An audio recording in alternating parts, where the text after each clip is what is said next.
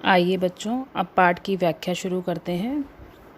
कोहरे से ढकी सड़क पर बच्चे काम पर जा रहे हैं। सुबह सुबह बच्चे काम पर जा रहे हैं। इन दो पंक्तियों में कहा गया है कि सुबह का समय है और बहुत ही कोहरा यानी कि धुंध छाई हुई है। जैसा कि आपने देखा होगा, सर्दियों के मौसम में चारों तरफ धुंध छाई रहती है, उस समय का वर्णन है। और कवि कह रहे हैं कि ऐसे समय में छोटे बच्चे सुबह सुबह काम पर जा रहे हैं। हमारे समय की सबसे भयानक पंक्ति है यह। भयानक है इसे विवरण की तरह लिखा जाना चाहिए इसे सवाल की तरह। काम पर क्यों जा रहे हैं बच्चे? कवि यहाँ पर कह रहे हैं कि ये हमारे समय की सबसे भयानक पंक्ति है।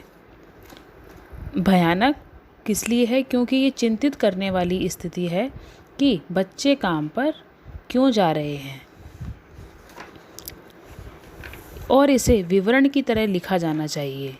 विवरण का अर्थ होता है ब्यौरा या सूचना। इसे सूचना की तरह कहा गया है जिसे कोई भी सुनकर इस बात की ओर ध्यान नहीं देता है।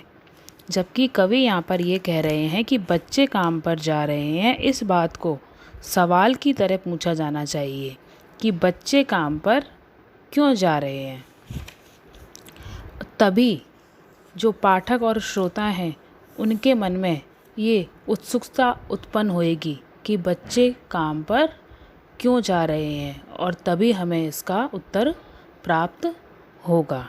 तो कवि इन पंक्तियों के द्वारा हमारा ध्यान बच्चों की और समाज की दशा की ओर आकर्षित करना चाहता है। आइए बच्चों, आगे पढ़ते हैं। क्या अंतरिक्ष में गिर गई हैं सारी गेंदें?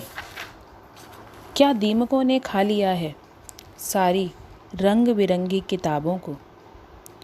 क्या काले पहाड़ के नीचे दब गए हैं सारे खिलौने? क्या किसी भूकंप में ढह गई हैं सारे मदरसों की इमारतें? बच्चों, हम देख सकते हैं कि कवि ने यहाँ पर हर पंक्ति में हमसे प्रश्न किया है, पाठकों और श्रोताओं से, पढ़ने वालों से और सुनने वालों से। यहाँ पर कवि कह रहे हैं कि जो बच्चे काम पर जा रहे हैं वे गेंदों से क्यों नहीं खेल रहे हैं?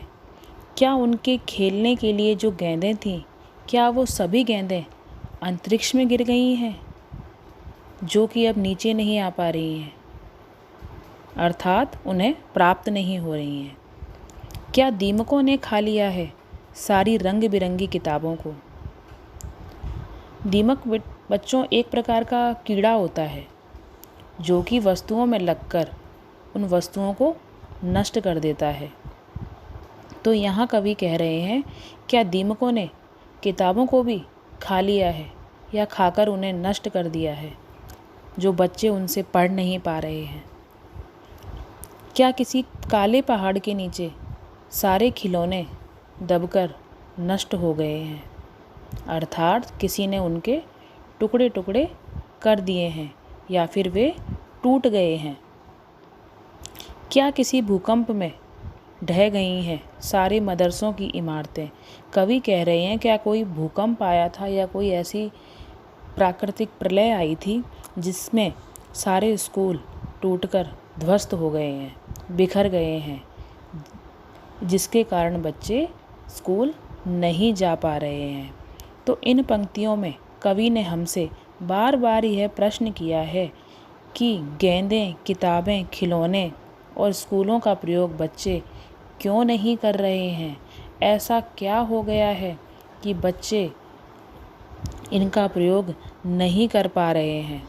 तो यहाँ पर कवि हमसे बार बार प्रश्न करके हमारा ध्यान ऐसे बच्चों की ओर आकर्षित करना चाहते हैं जो बच्चे स्कूल ना जाकर काम पर जा रहे हैं।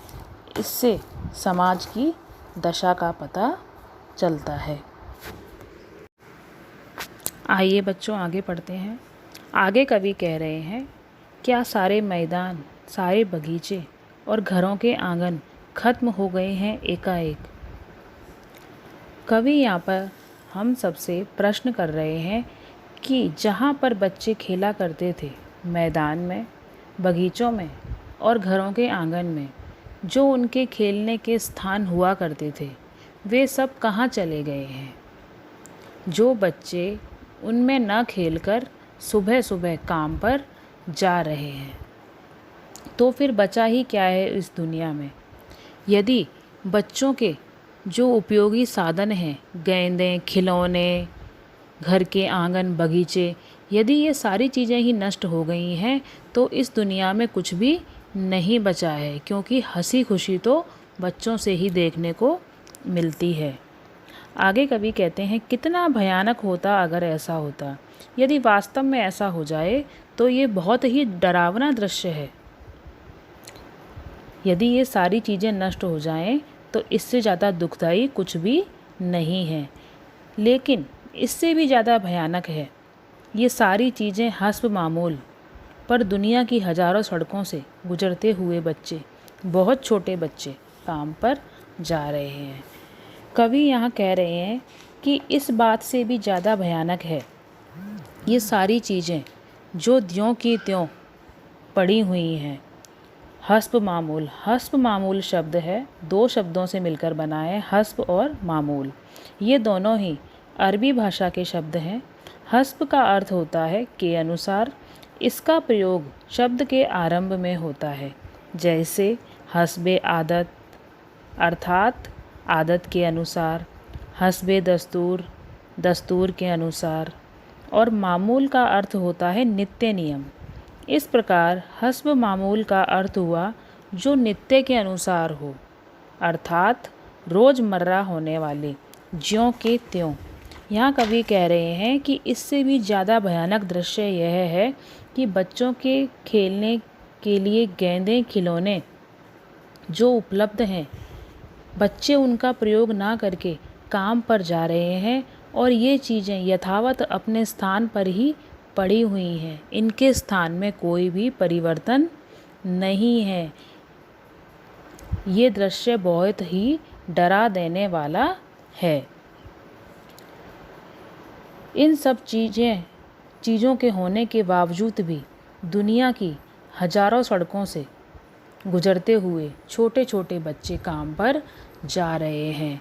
कवि इस कविता के माध्यम से हमें यह बताना चाहते हैं कि जिन छोटे बच्चों को स्कूल जाना चाहिए, पढ़ाई लिखाई करनी चाहिए और खिलौनों, गेंदों के साथ खेलना चाहिए, वे छोटे छोटे बच्चे काम पर क्यों जा रहे हैं?